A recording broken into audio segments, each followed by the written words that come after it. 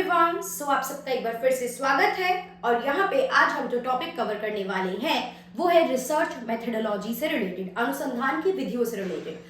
अनुसंधान की विधियों की अगर बात की जाए तो अनुसंधान में आप कलेक्ट क्या करते हो, आपको रिसर्च करनी है और अपनी जो अनुसंधान का जो आपका विषय है, जो आपकी समस्या है, जो आपका टॉपिक है, उसको सत्यापित करने के लिए, उसको जस्टिफाई करने के लिए, प्रूफ करने के लिए आप अलग अलग मेथड यूज करते हो। और उन मेथड्स में, उन मेथडोलॉजीज के लिए आपको चाहिए होता है डेटा, आपको करने पड़ते हैं तथ्यों का संग्रहण। और ये तथ्यों को कलेक्ट करने के लिए ही हमारे पास कुछ अलग अलग मेथड्स अवेलेबल हैं, प्राइमरी और सेकेंडरी, प्राथमिक और द्वितीयक। जिसमें हम प्राथमिक देखते हैं तो प्राथमिक का मतलब क्या होता है कि जब आप किसी पर्सन से उसके बारे में आपको जानना है और आप डायरेक्ट उसी व्यक्ति से उस बारे में इंफॉर्मेशन ले रहे हो, आपको जिसके बारे में जानना है आप डायरेक्टली उसी से इंफॉर्मेशन ले रहे हो। बट अगर मैं सेकेंडरी की बात करूं, द्वितीयक की बात करूं, तो यहाँ पे आप जिसके बारे में जानना चाहते हो, जिसकी सूचना, जिसकी इंफॉर्मेशन चाहिए, आप उससे ना लेके किसी दूसरे से उसके बारे में कहीं और उसके बारे में जो इंफॉर्मेशन है आप वो प्राप्त कर रहे हैं। अभी ये दोनों समझना हमारा पार्ट नहीं है, डिटेल में कंफ्यूजन होगी तो बाद में दोबारा आप मुझसे डाउट पूछ सकते हो, इसका कवर हो भी गया है ये हमारा टॉपिक। अब हम बात कर लेते हैं कि प्राथमिक में ही बहुत सारे अलग अलग तरीके हैं आपका तथ्यों का संग्रहण करने के लिए, डेटा को कलेक्ट करने के लिए। जैसे कि आप सर्वे करोगे, जैसे कि आप केस स्टडी करोगे, जैसे कि आप पार्टिसिपेंट ऑब्जर्वेशन, आप सहभागी अनुभव के बेसिस पे अपना तथ्यों का संग्रहण करोगे। उसी के साथ एक और इम्पोर्टेंट जो है पार्ट है वो है इंटरव्यू, साक्षात्कार। दोनों मीडियम में समझाने के लिए लिखने की कोशिश करूंगी, लेकिन इसके बाद नोट्स मिल जाएंगे। जितना यहाँ समझा रही हूँ शॉर्ट में आप लिखना चाहो तो लिख सकते हो। तो सबसे पहली बात, इंटरव्यू सुनते ही आपके दिमाग में कुछ ना कुछ आ जाता है, आपको समझ में आ रही चीज क्या होती है। कई बार कॉलेज में एडमिशन लेना है तो लास्ट राउंड इंटरव्यू होता है, कई बार आप जॉब के लिए जाते हो तो आपको अल्टीमेटली इंटरव्यू देना पड़ता है। गवर्नमेंट एग्जाम में रिटन एग्जाम निकालने के बाद, डॉक्यूमेंट वेरीफाई कराने के बाद भी आपको इंटरव्यू देना पड़ता है। तो आपका बैकग्राउंड पूरा पहले चेक हो जाता है कि आपने इतना यहाँ तक क्वालिफाइड हो या नहीं, रिटन पेपर, आपकी मेंटल एबिलिटी उतनी है या नहीं। तो इंटरव्यू में क्या काम हो रहा है, इंटरव्यू में मेजरली अगर हम देखें तो आपका बिहेवियर, आपकी पर्सनालिटी, आपका व्यवहार, आपका व्यक्तित्व, आपका एक लीडरशिप क्वालिटी। अगर आपको जिस भी पोस्ट के लिए चुना जा रहा है, जरूरी नहीं है आप मैनेजर या लीडरशिप पोस्ट के लिए इंटरव्यू दो, जो भी पोस्ट के लिए आपको चुना जा रहा है उस पोस्ट के साथ आप जस्टिफाई कर पाओगे या नहीं, उस पोस्ट के लिए जो विशेषताएं चाहिए, जो क्वालिटी चाहिए, क्या वो आप में है या नहीं, ये टेस्ट लिया जाता है बाय सम एक्सपर्ट पीपल जो आपका इंटरव्यू ले रहे होंगे उनके द्वारा। अब अगर मैं साक्षात्कार की बात करूं तो सबसे पहले आप ये जानिए कि ये एक उद्देश्यपूर्ण वार्तालाप होती है। वार्तालाप है conversation, conversation with an objective. ऐसे ही नहीं बेसिर पैर की जबरदस्ती की बात आप कर रहे हो, आपके पास कोई प्लान नहीं है, आपको समझ नहीं आ रहा है क्या चीजें पूछनी है, या आप एक्सपीरियंस ही नहीं हो इंटरव्यू लेने के लिए, फिर भी आप बैठ गए। पहली बात तो एक पर्सन जो इतना एक्सपीरियंस रखता है, इतनी क्षमता, इतनी काबिलियत रखता है, वही इंटरव्यू लेगा सामने वाले लोगों का, कि वो उनको चेक कर पाए, राइट। अब उद्देश्यपूर्ण वार्तालाप है मतलब कन्वर्सेशन है विद एन ऑब्जेक्टिव। मुझे ये देखना है कि ये पर्सन इस जॉब के लिए फिट बैठ रहा है या नहीं, ये मेरा उद्देश्य है, ये मेरा ऑब्जेक्टिव है, और उसके लिए मैं आपका इंटरव्यू ले रही हूँ, और इस वजह से हम लोग आपस में वार्तालाप कर रहे हैं। कम से कम 2 व्यक्ति तो होंगे ही, मैं और आप, 2 लोगों का प्रेजेंट होना तो जरूरी है। ज्यादा भी हो सकता है 3 लोग मिलकर हम एक का इंटरव्यू ले रहे हो, या मैं ग्रुप इंटरव्यू ले रही हूँ तो मेरे आगे काफी सारे लोग बैठे हैं, तो ज्यादा लोग भी हो सकते हैं। तो 2 या 2 से अधिक लोग यहाँ पे होते हैं। इंटरव्यू की बात की जाए तो 2 और मोर पीपल, 2 या 2 से अधिक लोग होते हैं। अब ये मैं बता चुकी हूँ कि ये प्रत्यक्ष होता है, देख लीजिए एक बार दोबारा, प्रत्यक्ष होता है ये। उसके अलावा इस पे गहन चर्चा होती है, यहाँ पे गहन विषय में बात होती है, और ये मौखिक होता है। इंग्लिश मीडियम वाले बच्चे डरेंगे नहीं, I am mentioning all the things in English also, सब चीजें मैं इंग्लिश में भी लिखूंगी। इट इज प्राइमरी और इन डेप्थ इंफॉर्मेशन यहाँ पे जानी जाती है, और ये ओरल होता है। इंटरव्यू में जाके आपसे कोई रिटन टेस्ट नहीं ले रहे हैं, वो पहले ही हो चुका है। रिटन टेस्ट क्वालिफाई कर लिया हुआ है, रिटन जो भी आपका आपसे कुछ भी फिल करवाया गया, अगर आपने वो सबमिट कर दिया, सब कुछ ओके हो गया है, तभी आप इंटरव्यू में आए हो, and I will ask the question orally to you, and आप मुझे उसका ओरली जवाब दोगे। प्लस ये प्राइमरी होता है। प्राइमरी मतलब क्या होता है, मुझे आपके बारे में कुछ इन्फॉर्मेशन चाहिए, मैं आपके बारे में कुछ जानना चाहती हूँ और मैं डायरेक्टली आपसे बात कर रही हूँ, तो वो प्राइमरी हो गया, प्रत्यक्ष हो गया। जिसके बारे में जानना है हम डायरेक्टली उससे बात कर रहे हैं। गहन यानी कि इन डेप्थ इंफॉर्मेशन निकाली जाती है। आपका बैकग्राउंड, आप पहले कहीं काम कर रहे थे क्या, अगर आपको इस फील्ड में रख दिया जाए तो आप कैसे रिएक्ट करोगे, अगर आपके पास ये प्रेशर आ जाए तो आप उससे कैसे डील करोगे, ये सब बातें यहाँ पे की जाती हैं। तो ये हमारा मीनिंग होता है। अब अगर इंग्लिश को देखो, इंग्लिश वर्ड को ब्रेक डाउन करो तो this is inter plus view. Inter मतलब हो गया इंटरनल, इंटरनल मतलब आपकी किडनी लीवर की बात नहीं हो रही है। इंटरनल मतलब योर इंटरनल वैल्यूज, बिलीव्स, आपकी मान्यताएं क्या है, आपका कॉन्फिडेंस लेवल क्या है, आपकी पर्सनालिटी कैसी है, ये सब चीजें जो डायरेक्टली मेरे को आप देख के नहीं आइडिया लगा सकते हो। जब मैं आपसे बात करूंगी, जब मैं आपसे इंटरेक्ट करूंगी, तभी आप समझ सकते हो कि यार ये इंसान तमीज वाला इंसान है या नहीं, इसकी वैल्यू क्या है, इसके संस्कार क्या है, ये इंसान कॉन्फिडेंस है या घबरा जाता है। तो वो इंटरेक्शन से ही पता चलता है, बातों से पता चलता है, या फिर जब आप ऐसी सिचुएशन, ऐसी अवस्था में आ जाते हो तभी आपको वो चीजें पता चल पाती है। तो ये हो गया इंटर वाला पार्ट। इंटर हो गया आंतरिक एंड व्यू हो गया देखना। तो इंटरनल आंतरिक व्यू हो गया, यानी कि अंतः आपका जो इंफॉर्मेशन है, आंतरिक रूप से आपकी जो इंफॉर्मेशन है उसको देखना, अंतः दर्शन। इंटरव्यू मतलब कि आपको इंटरनल क्वालिटीज को, पर्सन की, व्यक्ति की इंटरनल क्वालिटीज का आप क्या करते हो, टेस्ट करते हो। यहाँ पे आप किसी व्यक्ति की क्या देख रहे हो, इंटरनल क्वालिटीज देख रहे हो। तो ये सब इंटरव्यू का क्या होता है, मीनिंग होता है। अब आ जाए अगर, wait let me see everything is going good और नॉट, ओके। अब अगर आ जाए कि इसके फायदे या नुकसान, तो ये आप लोग खुद सोच सकते हो। जस्ट ये वीडियो पॉज कर दो और अपने माइंड में पहले इंटरव्यू के फायदे और नुकसान खुद सोचिए। मैं शॉर्ट में बता रही हूँ, नोट्स में तो डिटेल में लिखा होगा। अगर नोट्स पढ़ने के बाद भी अगर आपको डाउट आएगा तो आप मुझसे पूछ सकते हो। पॉजिटिव नेगेटिव की बात करते हैं एक बार दोबारा से। पॉजिटिव की हम बात देख लेते हैं। तो इंटरव्यू का पहला पॉजिटिव पार्ट तो यही है कि गहन इन डेप्थ इन्फो भी निकल आती है। इन डेप्थ इंफॉर्मेशन किसी के बारे में जान सकते हो, किसी का बिहेवियर को भी एनालाइज कर सकते हो जो मुझे रिटर्न पेपर से समझ नहीं आ रहा था। मुझे रिटर्न पेपर से किसी का जो बेसिक क्वालिटी है, व्यवहार है, वो समझ नहीं आ रहा था। या फिर एक वर्ड आप यूज कर सकते हो, क्वालिटीज को ऑब्जर्व कर सकते हो। आपने उस पर्सन की क्वांटिटी तो देख ली है सारी, रिजल्ट, परफॉर्मेंस, लेकिन हम उसके क्या गुण है, क्या उसका परफॉर्मेंस है, गुण में अब सब चला जाएगा, चाहे वो कॉन्फिडेंस हो, चाहे उसका व्यवहार कुशलता हो, सारी चीजें चली जाएंगी, राइट। तो ये यहाँ पे प्लस पॉइंट होता है। अब यहाँ पे आप अपने मुद्दों को, अपनी बातों को, अपने सवालों को सामने वाले को बेहतर तरीके से समझा सकते हो, क्योंकि वो आपके पर्सन सामने बैठा है। तो उस तक अपनी बात डिलीवर करना, उस तक अपनी बात पहुंचाना यहाँ पे हमारे लिए क्या हो जाता है, आसान हो जाता है। It is quite easy for us. लेकिन अगर नेगेटिव पॉइंट की बात करूं तो आप खुद देखिए कि इंटरव्यू में क्या रहता है। आपको इतने सारा पैनल बिठाना पड़ेगा, लोग होंगे, प्रॉपर डिस्कशन होगा। तो इंटरव्यू में टाइम और पैसा और एफर्ट, समय, आपकी मेहनत, ये सब चीजें ज्यादा लग रही हैं। टाइम, मनी एंड एफर्ट, समय, पैसा, और अगर हम बात करें समय भी ज्यादा लगेगा, पैसा भी लगेगा सब मैनेज करने में, एंड आपकी मेहनत भी कंपैरेटिवली ज्यादा यहाँ पे लग रही है, श्रम ज्यादा लग रहा है। अब इंटरव्यू के केस में, क्योंकि मैं एक पर्सन हूं, सामने बैठी हूं, हो सकता है मैं बायस हो जाऊं, हो सकता है भेदभाव वाली फीलिंग आ जाए। अगर मेरे कोई नोन निकल आए, मेरा कोई फैमिली फ्रेंड, रिलेटिव या किसी के रेफरेंस से कोई पर्सन आ जाए अगर मेरे सामने, तो पॉसिबिलिटी है कि बायसनेस हो सकती है, राइट। तो ये कुछ जो है नेगेटिव पॉइंट है। बाकी आपको प्रॉपर मिल जाएगा डिटेलिंग क्या है क्या नहीं है। ऑब्जेक्टिव टाइप में देखो, ऐसे क्वेश्चन डायरेक्टली नहीं आते हैं, आपको भी पता है। क्वेश्चन की प्रैक्टिस हम लोग आगे चल के करेंगे। आपका सब्जेक्टिव पेपर है हम लोगों का, सब्जेक्टिव में डिटेल में हमें लिखनी है, राइट। तो ये नोट्स में मिल जाएगा, इसमें कोई आई होप डाउट नहीं होगा। इतनी चीजें आप लोगों को पहले से भी पता थी, मुझे नहीं लगता इसमें किसी को कोई भी कंफ्यूजन थी। ये सब आपके पास कंपाइल नहीं था, एक जगह माइंड में नहीं थी चीजें, लेकिन इंटरव्यू के विषय में, इंटरव्यू के टॉपिक में हम सब ये सब बातें जानते थे कहीं ना कहीं, राइट। अब हमारे पास जो अगला टॉपिक आ जाता है वो आ जाता है कि इसके टाइप्स क्या हैं, राइट। मीनिंग देखा, इसका कंसेप्ट देखा, इसके हम लोगों ने फायदे नुकसान की बात कर ली है। अब हम इसके देख लेते हैं कि इसके टाइप्स क्या क्या है। बहुत सारे, देखो जनरली कुछ बुक में तो 2-3 टाइप दिए होते हैं, राइट। कुछ बुक में तो 2-3 टाइप दिए होते हैं, बट मैं आपको डिटेल में छोटे मोटे हर तरीके से घुमा फिरा के सारी चीजें इसकी समझा देती हूँ। टाइप्स की बात करते हैं, प्रकार की बात करते हैं। तो पहला जो प्रकार होता है इसका, पहला जो टाइप होता है इसका, वो होता है स्ट्रक्चर। अभी आप शॉर्ट में सुन के लिख लेना, नोट्स में मैं इसकी एक्सप्लेनेशन के साथ आपको चीजें दे दूंगी।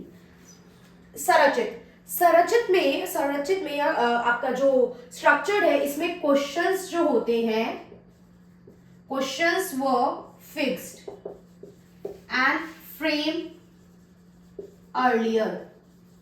सवाल पहले से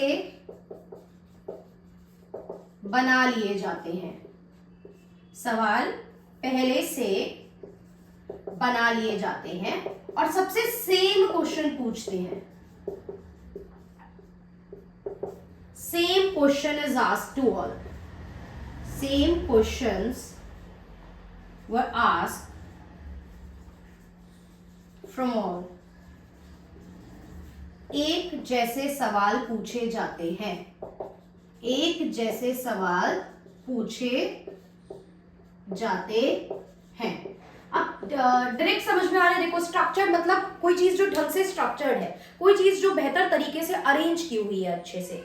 तो संरचित का मतलब यही होता है जो कोई चीज अरेंज है। अरेंज मतलब अब मैं इंटरव्यूअर हूं, मैंने इंटरव्यू लेने से पहले, लोगों का इंटरव्यू साक्षात्कार से पहले मैंने कुछ सवालों की लिस्ट बना ली कि वो पर्सन आएगा तो पहले मैं ये सवाल पूछूंगी, फिर ये पूछूंगी, फिर ये पूछूंगी, इस जॉब से रिलेटेड ये बातें हैं और मैं ये सारी चीजें पूछूंगी।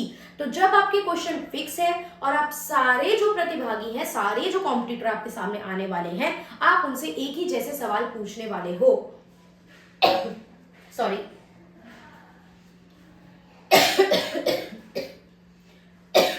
सॉरी उन सवालों में आप कोई भी चेंज नहीं करने वाले हो, right? Give me a second. उन सवालों में आप कोई भी चेंज नहीं करने वाले हो, तो वो क्या कहलाते हैं? वो कहलाते हैं स्ट्रक्चर्ड यानी संरचित प्रश्न। ये मेरे पास ड्राफ्ट पहले से तैयार है, आप आइए, मैं बार बार सबसे यही सेम क्वेश्चन पूछूंगी, ऑन द स्पॉट में कोई चीजें चेंज नहीं करूंगी। वहीं इसके विपरीत बिल्कुल अपोजिट दूसरे होते हैं अनस्ट्रक्चर्ड। अनस्ट्रक्चर्ड में क्या हो गया? गैर संरचित।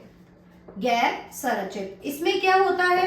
गैर संरचित में आपका कोई पहले से प्रिपेयर नहीं है चीजें, आप on the spot question frame करते हो।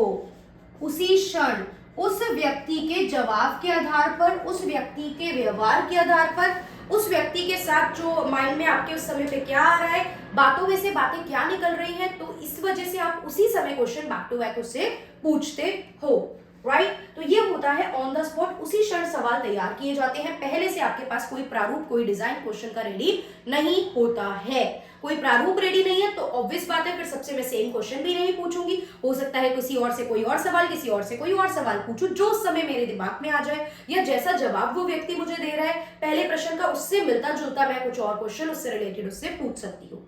कोई मुश्किल चीज नहीं है, आप समझ पा रहे होंगे। आप अब अभी अपने दोस्तों से बात करते हो या कुछ है तो आप पहले प्लान थोड़ी करते हो यार, सोच समझ के बात करेंगे, पहले इससे ये बात करेंगे फिर ये बात करेंगे, या फैमिली में कोई रिश्तेदार आ गया।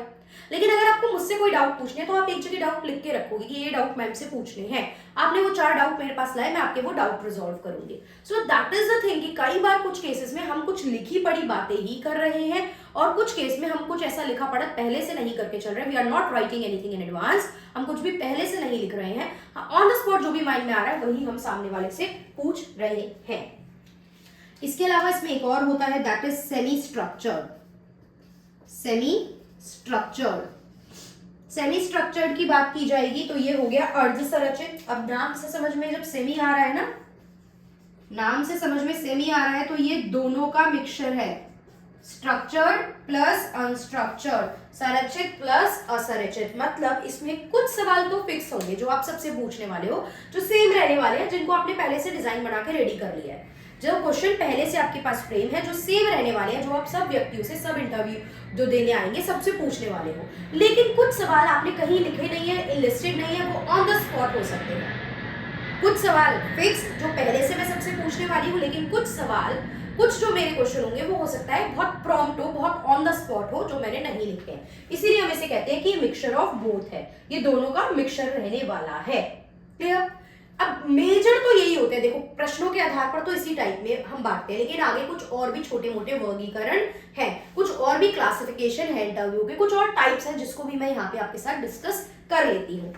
एक हमारा है ट्रेडिशनल यानी कि परंपरागत। तो ट्रेडिशनल इंटरव्यू तो सिंपल होता है। देखो आप लोग इंटरव्यू का मतलब यही तो जानते हो, भैया एक पर्सन बैठा है, हम जा रहे हैं, वो हमसे सवाल पूछ रहा है, हम जवाब दे रहे हैं। तो तो ये तो हो गया आपका परंपरागत, जो कि आपका फेस टू फेस आमने सामने इंटरव्यू हुआ करता था। अब फायदे भी थे ना फेस टू फेस के, फायदे होते हैं मतलब कंपैरेटिवली अभी भी होता है फेस टू फेस इंटरव्यू। आप सामने वाले के सामने बैठे हो, उसकी फिजिकल प्रेजेंस, उस पर्सन को सामने ऑब्जर्व कर पा रहे हो, क्योंकि कई बार सिर्फ बोलने से नहीं, हम इंसान के हाव भाव देख के भी उसको, जैसे बॉडी में क्या मूवमेंट हो रही है, आप देखते हो इंटरव्यू के लिए जब कोई गाइडेंस देता है, एडवाइस देता है, तो बताते हैं ना ज्यादा हाथ पैर मत हिलाना, अपने पैर किस तरीके से, पैरों पे पैर चढ़ा के आप लोग मत बैठ जाना। तो आपके उन सब ट्रेड से, आपकी बॉडीली मूवमेंट से भी आपके बिहेवियर को समटाइम रिफ्लेक्ट करा जाता है, डिकोड करा जाता है, समझा जाता है कि आपकी जो उस समय पे जो आपके भाव होंगे वो आपके फेस से, आपकी आईज से, हर जगह से व्यक्त होते हैं। तो यहाँ पे फेस टू फेस में आई इंटरेक्शन, फिजिकल प्रेजेंस, ये सब हमें देखने को मिलता है। तो ये परंपरागत तरीका था इंटरव्यू का, जो चला आ रहा है बहुत पहले से। इंटरव्यू का मतलब यही होता था। अब हम एक और टाइप देख लेते हैं इसका। ये अभी हमने 4 टाइप देखे, कुछ छोटे मोटे और टाइप्स है जिसपे हम बात कर लेते हैं। क्वेश्चन कैसे आएंगे डायरेक्ट सब्जेक्टिवली, तो ये क्वेश्चन सीधा ही पूछा जाता है टाइप ऑफ इंटरव्यू। ऑब्जेक्टिवली अगर कहीं देखा जाए तो इसको मीनिंग से ही क्वेश्चन लिंक करा जाता है, मीनिंग बता के देन क्वेश्चन लिंक किया जाता है। चलिए अब आगे बात कर लेते हैं पैनल इंटरव्यू। पैनल सुनते ही नाम में कुछ आता है, पैनल सुनते ही आपके माइंड में क्या आता है? पैनल साक्षात्कार। पैनल मतलब क्या है? पैनल मतलब एक टीम हमारे सामने बैठी हुई है, मैं इंटरव्यू देने गई हूं, मेरे सामने 4-5 लोग बैठे हुए हैं, पूरा पैनल बैठा हुआ है। यूपीएससी के इंटरव्यू से लिंक कर लो, just link it with the UPSC interview. UPSC interview में सामने आपके पूरा क्या बैठा होता है?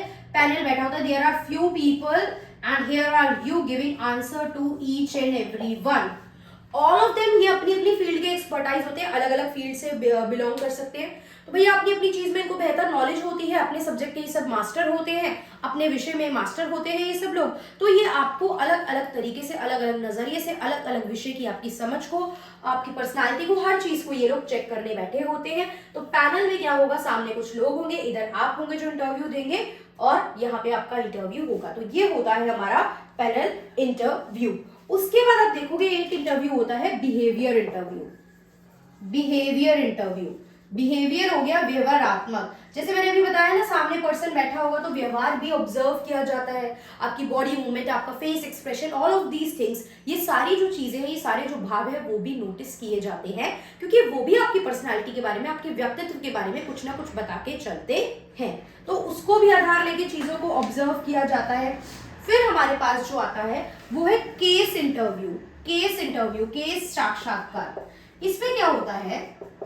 आपको एक केस के बारे में बता दिया, आपको एक केस के बारे में बता दिया, और उस केस के थ्रू आपसे बोला गया कि इस केस को आप डिकोड करिए। इस केस, जैसे मैंने बोला कि मान लीजिए, जैसे आपने ऐसे क्वेश्चन सुने होंगे कि मान लीजिए अगर आप इस क्षेत्र के डीएम बन जाते हैं, मान लीजिए आप इस क्षेत्र के डीएम बन गए और इस क्षेत्र में 2 अलग अलग जाति संप्रदाय के लोग रहते हैं, दोनों का कोई त्योहार आसपास के दिनों में पड़ रहा है और उस समय पे दोनों की रैली निकलती है, दोनों की भीड़ होती है, तो आप उस सिचुएशन को कैसे मैनेज करेंगे? या मान लीजिए कि आप एक जगह, आपके ऊपर हायर अथॉरिटी और आपके ऊपर जनता का प्रेशर आ रहा है कि हमारे एरिया में पानी की कमी है, आपको पूरा केस समझा दिया गया, पानी की कमी है और आपके पास ये लोग अपनी फरियाद लेके आ रहे हैं कि पानी बहुत कम समय के लिए हमारे पास आ रहा है, हमारे यहाँ पानी की सप्लाई नहीं आ रही है, ऊपर इंडस्ट्री में पानी ज्यादा यूज हो रहा है और हमारी सप्लाई काट के उन्हें पानी दिया जा रहा है, और वो इंडस्ट्रियलिस्ट बहुत बड़े इंडस्ट्रियलिस्ट हैं जिनके पॉलिटिकल कनेक्शन भी बहुत अच्छे हैं, तो आप कैसे उस मुद्दे को आगे ले जाओगे? तो आपको केस इंटरव्यू साक्षात्कार के केस में एक केस आपको दे दिया जाता है कि ये सिचुएशन है, ये अवस्था है, अब आप बताइए आप इस केस में कैसे रिएक्ट करेंगे, या आपका क्या आधार इस पे रहने वाला है, आपका क्या डिसीजन इस पे रहने वाला है, आप इस समस्या के साथ, आप इस सिचुएशन के साथ आगे कैसे बढ़ेंगे। फिर केस इंटरव्यू के बाद, केस साक्षात्कार के बाद हमारे पास इसमें आ जाता है आपका ग्रुप इंटरव्यू। अभी देखो सामने पैनल बैठा था और आप अकेले थे, यहाँ पे अब आप लोग समूह में हो और सामने 1 या 2, 3 जितने भी लोग हो सकते हैं, यहाँ पे आप समूह में हो।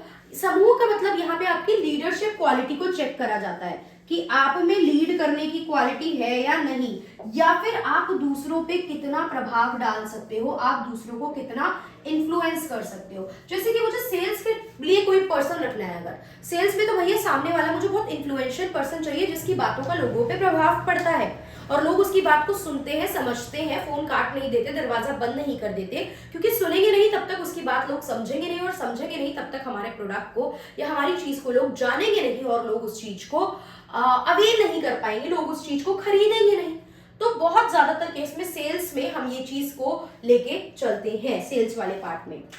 फिर हमारे पास आता है स्ट्रेस इंटरव्यू।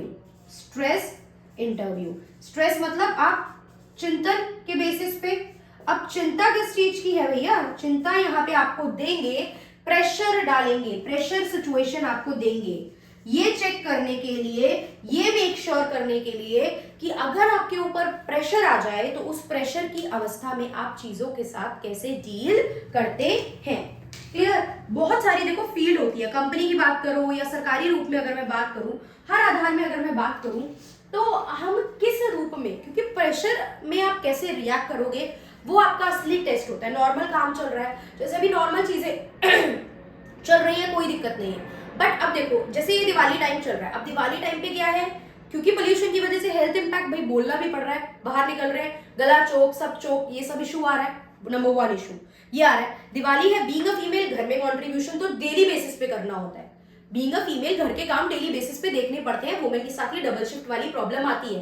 अब नहीं करना आंख बंद करके तो चिल मारोगे भैया, नौकर लगाओ या बड़े लोग करते रहे, हम नहीं कर रहे हैं कुछ भी, ऐसे वाला बनना है तो बन सकते हो, बट जनरल अगर आपका एक ऐसा नेचर है कि हम सबको लेके चलना चाहते हैं तो हमें वो काम भी देखने हैं। दिवाली टाइम पे दिवाली की सफाई वो भी आपको मैनेज करनी है, अगर आप काम करवाओगे भी किसी से तो भी आपको वहां प्रेजेंट होना तो जरूरी है उस पर्सन के लिए, मतलब काम करवाने के लिए, दैट इज द थिंग। तो दैट सफाई इज इंपॉर्टेंट। घर के कामों में मुझे बताने की जरूरत नहीं है कि कितने सारे काम होते हैं जो करने पड़ जाते हैं, प्लस पढ़ाना, एक दो जगह पे अलग अलग आप पढ़ा रहे हो, पढ़ाने के साथ साथ बच्चों को नोट्स देना, बच्चों से इंटरेक्ट करना, बच्चों के डाउट रिजॉल्व करना, तो ये सब चीजें कैसे मैनेज करोगे आप इस प्रेशर में कैसे रिएक्ट करोगे। उस पे भी अगर किसी एक जगह बच्चे को कंटेंट डिलीवरेंस में लेट हो गया, डिले हो गया, कुछ भी प्रॉब्लम आ गई, देन बच्चे विल लाइक कि यार क्या मतलब टाइमली नोट नहीं आ रहे हैं, एक दिन भी डिले हो गया। पहले बच्चा एडमिशन के टाइम पे पूरा हफ्ता 10 दिन लगा के सोचता है, राइट? और जनरली अगर आप लेक्चर में एक भी दिन डिले हो जाओ या आप कुछ भी थोड़ा बहुत भी ऊपर नीचे चीजें हो जाए, जबकि कंटेंट सही चल रहा है, कोर्स सही चल रहा है, सब टाइमली हो जाएगा, बच्चे के एडमिशन के हिसाब से चीजें ऑन ओके चल रही है, but still student will like यार हमने पैसे दे दिए, अब ड्रामे नहीं चाहिए, अब हमें एक दिन में 10 क्लास दो, चाहे एक दिन में पूरा कोर्स दे दो। हम चाहे उसे पढ़े ना, एग्जाम में हम उनमें से आधी वीडियो देख के जाए, सारी नहीं देख पाए, लेकिन फिर भी हमें चीजें चाहिए, तो वो बच्चों का सुनना, that pressure is also on us. तो ये सब चीजें प्रेशर वाली होती है, और आप उस प्रेशर में कैसे रिएक्ट करोगे ये पहले ही चेक कर लिया जाता है भाई, ये इंटरव्यू में चेक कर ले ताकि आगे दिक्कत ना आए, हम एक एफिशिएंट पर्सन ले, हम एक क्षमता वाला इंसान अपने यहाँ नौकरी पे रखें। फिर इसमें लास्ट जो आता है वो आता है टेलीफोनिक, भी आप अलग से लिख सकते हो, टेलीफोनिक। टेलीफोनिक कई बार जब सर्वे वगैरह टाइप होता है ना, तो आप ऑन कॉल टेलीफोन पे इंटरव्यू ले लेते हो, जिसमें बहुत डिटेल कहानी, फिजिकल प्रेजेंस व्यक्ति की आपको इतनी रिक्वायर्ड भी नहीं है, आपको उसकी स्किल्स थोड़ी बहुत चेक करनी है, सर्वे के बेसिस पे आप कॉल कर रहे हो उसको, तो वो टेलीफोनिक इंटरव्यू के थ्रू भी काम हो जाता है, क्योंकि तब ज्यादा डिटेल नहीं जाननी, कुछ बेसिक इन्फॉर्मेशन, हाँ ना में बातें, इतना ही हमें उसके बारे में जानना है, और हमें उसके बारे में ज्यादा कहानी चाहिए ही नहीं, तो भी टेलीफोन इंटरव्यू सक्सेसफुल रहता है। डन? ये हमने क्या पढ़ा? हमने पढ़ा इंटरव्यू, साक्षात्कार, साक्षात्कार क्या होता है, साक्षात्कार के हमने देखा प्लस और माइनस पॉइंट क्या, उसका कंसेप्ट समझ लिया, विशेषताएं भी उसी में, अच्छी बुरी दोनों बातें मिला दोगे तो सब विशेषताएं हो जाती है, तो मीनिंग, विशेषता, प्लस माइनस आपने पढ़े, और आपने उसके सारे प्रकार पढ़ लिए, जितने भी हो सकते हैं, इससे ज्यादा आपको नहीं पढ़ना है। उम्मीद करती हूँ ये टॉपिक अच्छे से हमें समझ में आ गया है, इंटरव्यू पार्ट हमारा कंप्लीट हो गया है, और अब इसमें कोई भी डाउट की गुंजाइश किसी को नहीं रहेगी। फिर भी अगर है, ऐसा नहीं है कि हो ही नहीं सकती, फिर भी अगर है तो आप मुझसे अपने डाउट क्लियर कर सकते हो। Okay, so that's all for this video, thank you everyone for watching.